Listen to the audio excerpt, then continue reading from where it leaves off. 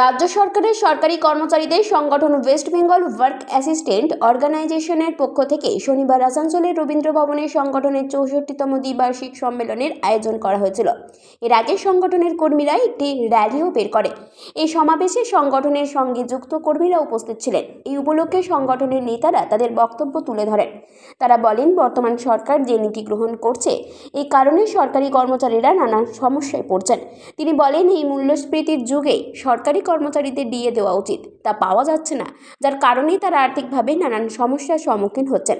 তারা বলছেন 2004 সালের পর যারা নিয়োগ পেয়েছেন তারা পেনশন পাচ্ছেন না, পেনশন নীতিও বাস্তবায়ন হচ্ছে না, যার প্রতিনিয়ত বিরোধিতা করে আসছে সংগঠনটি। তিনি বলেন, সরকারি কর্মচারীদের যদি তাদের অধিকারের জন্য লড়াই করতে হয় তাহলে তাদের সংগঠিত হয়ে এসবের বিরোধিতা করতে হবে।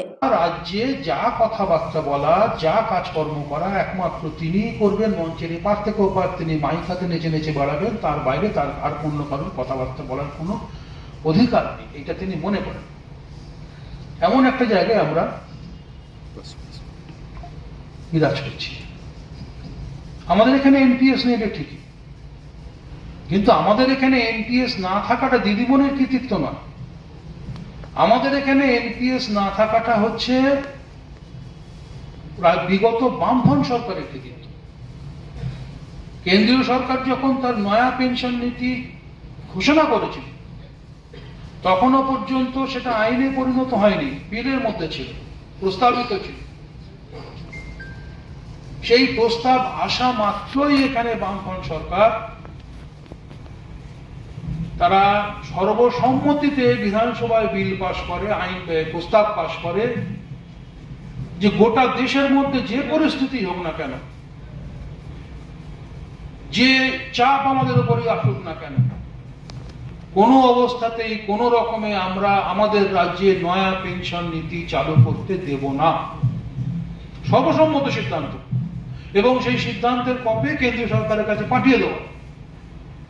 মমতা বন্দ্যোপাধ্যায়ের সাহস হয়নি সেই এনপিএস এর যে সর্বসম্মত, এনপিএস বিরোধী যে সর্বসম্মত সিদ্ধান্ত বামফ্রন্ট সরকার তার বিধানসভাতে গ্রহণ করেছিল, তার বিরুদ্ধে কোনো কথাবার্তা বলা। এটা ওনার কৃতিত্ব নয়, কিন্তু একমাত্র এনপিএস বাদ দিলে আমাদের পরিস্থিতি, অন্যান্য রাজ্য সরকারের যে রাজ্য কর্মচারীদের পরিস্থিতি তার থেকে খারাপ, ভালো তো নয় বটেই। আসানসোল থেকে সঞ্জয় যাদবের রিপোর্ট, 99 নিউজ বাংলা।